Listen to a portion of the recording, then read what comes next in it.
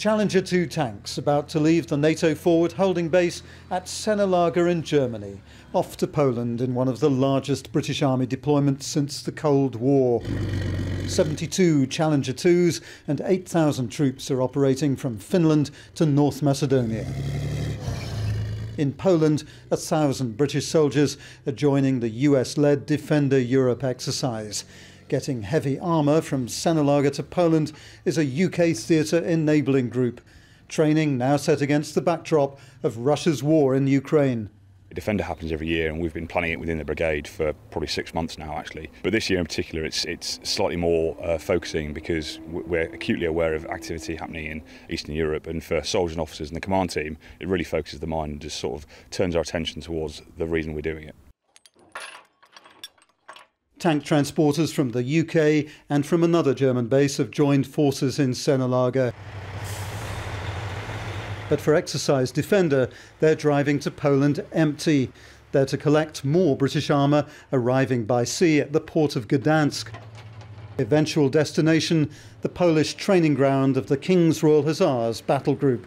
We're going to be picking up Challenger 2 tanks to armour recovery vehicles. This journey is going to be around about the 1,200 kilometre mark. It's going to be a lot of loops, so it's not necessarily in one direction.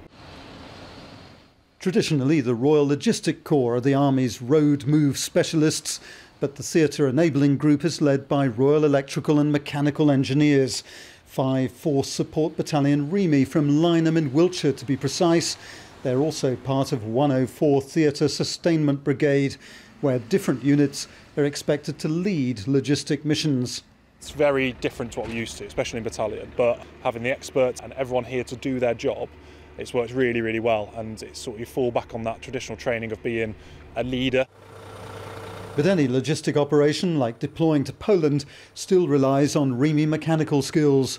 Always on hand for long drives across Eastern Europe is the Army's answer to the AA. During a convoy, we are the very last bit of a vehicle, right at the rear, just in case someone breaks down, and that will be there on hand. The service also includes mobile testing and repair workshops. Hidden away in a military truck, there's even a team of metalsmiths. Well, we plan for every eventuality, hence why we deploy with so much equipment. With anyone driving military vehicles, they're known to have a few prangs here and there, so metalsmiths can repair any bent bumpers, or if we've got any equipment failures here, sometimes the chassis get corroded, so they can patchwork that up. Inside another wagon, vehicles are fixed using experimental methods. 5 Battalion REME is testing the Army's new additive manufacturing 3D printing capability. On a shelf, simple looking but vital replacement parts for Land Rovers to Challenger 2 tanks.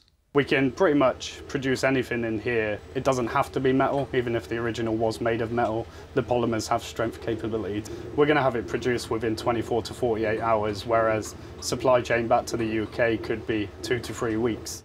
The advanced technology includes one 3D printer used on the International Space Station. The additive manufacturing platoon is only a year old, and this is its first major exercise. From Germany, it's off to Poland to support the King's Royal Hussars Battlegroup. We've had 18 projects in the last week, consisting of around 127 items to produce. So we've been flat out since we got out here. Can you talk me through how to get to the SharePoint page again? And then picked up from Heathrow and back to Lynham. For all its support capabilities, the Theatre Sustainment Group needs to sustain itself.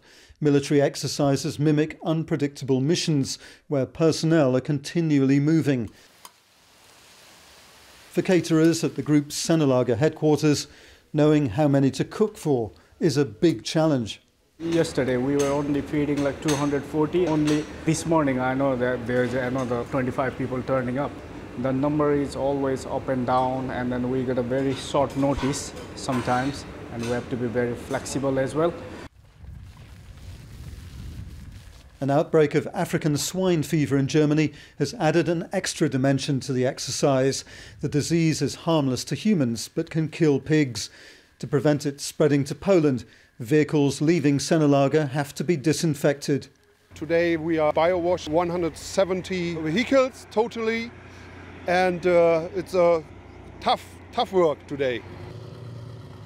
To support 1,000 troops on exercise in Poland has involved 500 others.